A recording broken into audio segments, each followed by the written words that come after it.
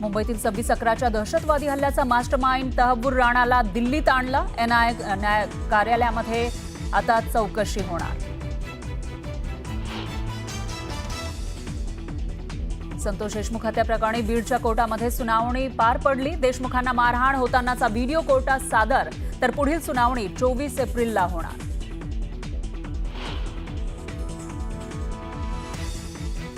संतोष देशमुख प्रकरणातील मास्टरमाइंड वाल्मिक कराडला वाचवण्यासाठी फौज उभी केली जाते, हे दुर्दैवी.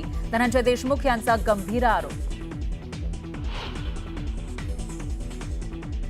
खटल्यातून मुक्ततेसाठी वाल्मिक कराडचा कोर्टात अर्ज. संतोष देशमुख यांच्या हाती सहभाग नसल्याचा कराडचा दावा, तर मकोका अंतर्गत वाल्मिक कराडची संपत्ती जप्त करा, निकम यांची कोर्टात मागणी. नाशिकच्या सप्तशृंगी गडावर भाविकांची अलोट गर्दी. अचानक गर्दी वाढल्यानं नियोजन कोलमडलं, भाविकांचे हाल.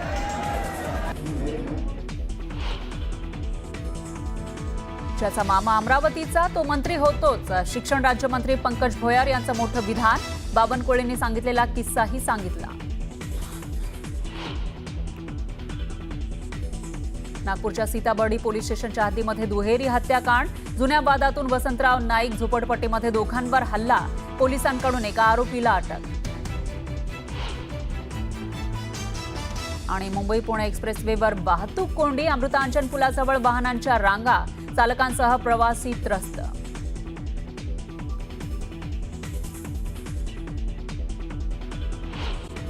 मोठी बातमी आहे. सरपंच संतोष देशमुख हत्याप्रकरणी बीडच्या जिल्हा आणि सत्र न्यायालयामध्ये सुनावणी झाली आहे. आरोपीच्या वकिलांनी पुराव्याचे व्हिडिओ, कागदपत्र मागितली होती. त्यानुसार आरोपीच्या वकिलांना कागदपत्र, इलेक्ट्रॉनिक डिव्हाइस देण्यात आले. तसंच संतोष देशमुख यांना मारहाण होतानाचा व्हिडिओ कोर्टात सादर करण्यात आला. दरम्यान साक्षीदाराची नावं उघड करू नये अशा सूचनाही आरोपीच्या वकिलांना करण्यात आल्या. या प्रकरणी पुढील सुनावणी आता 24 एप्रिलला होणार आहे. त्यामुळे त्यावेळेला नेमकं काय होणार याकडे सर्वांचं लक्ष आहे.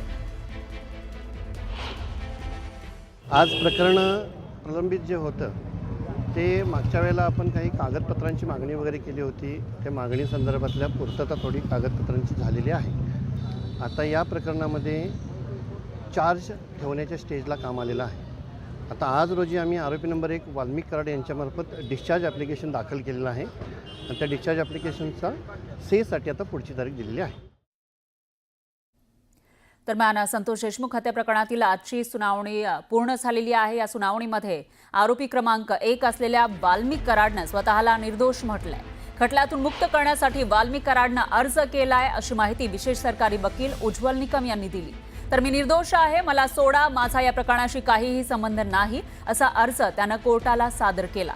दुसरीकडे सरपंच संतोष देशमुख हत्या प्रकरणात सहभाग नसल्याचा दावाही कराडनं केलाय अशी माहिती निकम यांनी सुनावणीनंतर दिलेली आहे.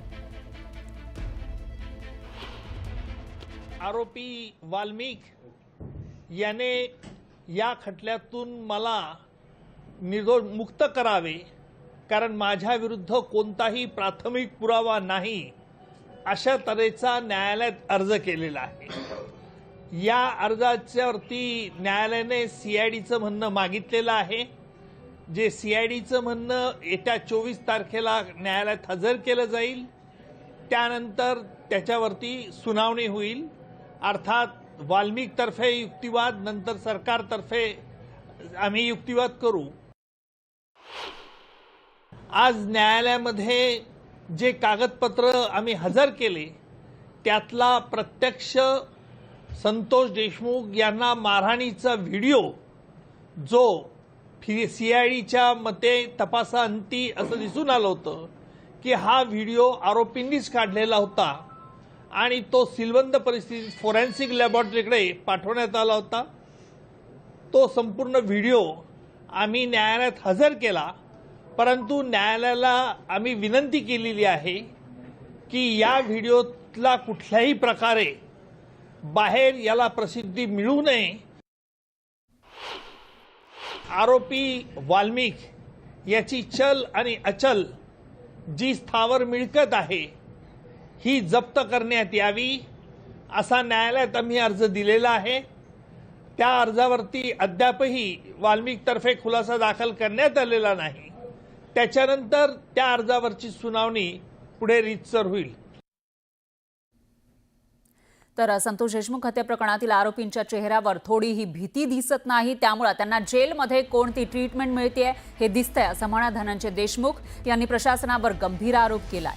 तर मास्टर माइंड वाल्मी कराडला वाचवण्यासाठी वकिलांची फौज उभी केली जातीये, पण कराडचा यामध्ये सहभाग आहे याचे पुरावे आम्ही 24 तारखेला तपास यंत्रणांकडे दिले जातील असंही त्यांनी सांगितलंय. तर आरोपींना फासावर लटकवेपर्यंत आम्ही पाठपुरावा करणं सोडणार नाही असं सुद्धा धनंजय देशमुख यांनी म्हटलंय.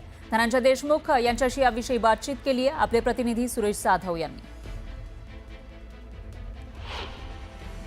माझ्यासोबत धनंजय देशमुख आहेत. आज सुनावणीला तुम्ही हजर होत आहे, तुम्ही प्रत्यक्ष पाहिलं 1 तास सुनावणी चालली. आरोपीच्या वकिलांनी देखील काही अर्ज वगैरे केले होते, नेमकं काय प्रतिक्रिया असेल पहिली? मला खरं तर खूप भावनाविवश झालो होतो. मी घटनेचं सगळं मला आठवत होतं, परंतु एक गोष्ट मी ऑब्झर्व केली, आरोपीला समर्थन कशासाठी करत होते आणि आरोपी एवढे बिनधास्त का राहत होते हे मला थोडंसं कळलं. आरोपी एकदम बिनधास्त आहेत, आरोपीला कुठलेही पश्चाताप नाही, त्यांची जी बॉडी लँग्वेज होती त्यातून मला दिसत होतं. परंतु न्यायव्यवस्थेवर आमचा विश्वास आहे. SITवर CIDनं जे तपास केलेला आहे ते एक चांगल्या पद्धतीनं भक्कम बाजू त्यांनी मांडलेले आहेत. यांना आरोपींना शिक्षाच होणार आणि जे ह्यांचं अज्ञान आहे, ज्यांना वाटतं की हे जी घटना घडलेली आहे की हे ह्याच्यातनं काहीच होणार नाही, परंतु न्यायव्यवस्था त्यांना शिक्षा दिल्याशिवाय राहणार नाही अशी माझी भावना. VCद्वारे हजर केल्यानंतर आपण त्या सगळ्या आरोपींचे चेहरे देखील पाहत होतो आणि तुम्ही जो वारंवार आरोप करताय की त्यांना जेलमध्ये VIP ट्रीटमेंट दिली जाते, खरं तशाच पद्धतीने वाटतंय का तर ते एन्जॉय करतात असं वाटतं? त्यांच्या एकाच्या चेहऱ्यावर आपण काहीतरी चुकीचं काम केलंय, आपण काहीतरी चूक केली आहे असं कुठेही जाणवत नव्हतं. पाहुयात पुढची बातमी. डोंबिवलीमध्ये दिव्यांग तरुणीवर रिक्षा चालकानं बलात्कार केल्याची संतापजनक घटना उघडकीस आली आहे. पीडित मुलगी आपल्या नातेवाईकाच्या घरी जाण्यासाठी निघाली होती, पण रिक्षा चालक फैसल खाननं तिला मुंब्र्यामधील अज्ञात ठिकाणी नेऊन तिच्यावर बलात्कार केला. ही घटना घडताच पीडितेच्या नातेवाईकांनी पोलिसांकडे तक्रार केली. तर टिळकनगर पोलिसांनी तांत्रिक तपास करत CCTV फुटेजच्या आधारे रिक्षाचा क्रमांक शोधला आणि त्या आधारे रिक्षा चालक मालक नंतर आरोपी फैसल खान याची ओळख पटवली गेली आणि फैसल हा मूळचा उत्तर प्रदेशचा असल्याची माहिती आहे. तर दिवा परिसरात काही मित्रांसोबत बॅचलर म्हणून राहत होता आणि पोलिसांनी या आरोपीला 5 तासात अटक करत कल्याण न्यायालयामध्ये हजर केलं. न्यायालयानं फैसल खानला 4 दिवसांची पोलीस कोठडी सुनावलेली आहे. पोलिसांकडून अधिक तपास सुरू आहे. आरोपीनं याआधी सुद्धा अशा स्वरूपाचे गुन्हे केलेत का याचाही शोध घेतला जातो.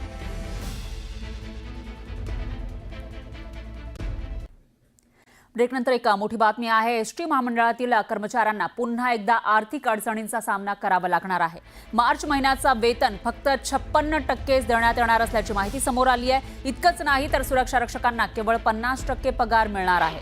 महामंडळाच्या कर्मचाऱ्यांचे वेतन भागवण्यासाठी दर महिन्याला सुमारे 277 कोटी रुपयांची आवश्यकता असते, पण राज्य सरकारकडून फक्त 272 कोटींचा निधी मिळाल्यानं संकट निर्माण झालंय. त्यातच मिळालेल्या निधीपैकी 40 कोटी रुपये थेट ST बँकेकडे वळवण्यात आलेले आहेत. त्यामुळे कर्मचाऱ्यांना कमी वेतन मिळणार असल्याची माहिती आहे. तर या निर्णयामुळे आधीच आर्थिक अडचणीत असलेल्या कर्मचाऱ्यांमध्ये नाराजीचं वातावरण आहे.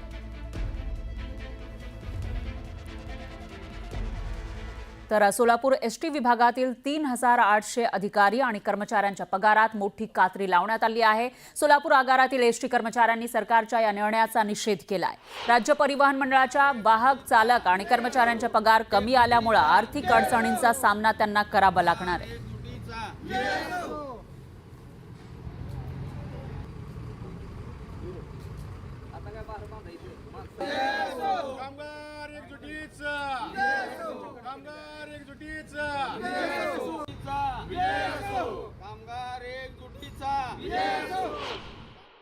आजपर्यंत माझ्या 32 वर्षाच्या राज्य परिवहन महामंडळ सेवेमध्ये अशा कुठल्याही प्रकारे आजपर्यंत असं 56% पगार द्या, 50% पगार द्या असं कधीही कुठल्याही प्रकारे एकही महिना घडलेला नाही. पहिल्यांदा घडलेली घटना आहे.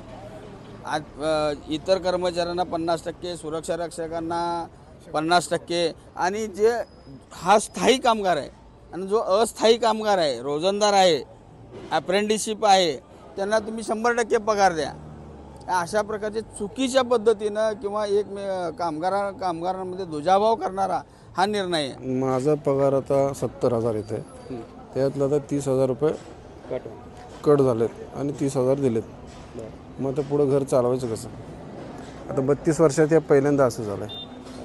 माझं सर्व्हिस 32 वर्षात पहिल्यांदा झालं. आता हे कोणाला विचारायचं? त्या पगारात काहीच भागत नाही साहेब. 19,000 रुपयेमध्ये मुलांचं शिक्षण, दवाखाना, आईवडिलांचा दवाखाना, म्हणजे मानसिक संतुलन बिघडून जाते. 30 दिवस काम करायचं आणि 10,000 12,000 रुपये पगार मिळणार. मग ती कसं घर परपंच चालवायचं? आणि फक्त एस टी कर्मचाऱ्याच्याच बाबतीत हा असं होतं. हे कशासाठी सरकार करते? कुठल्याच खात्याला नाही.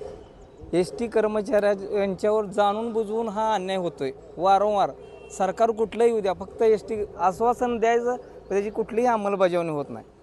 म्हणजे कर्मचाऱ्यांचा अंत बघतात का परत अजून हे सरकार?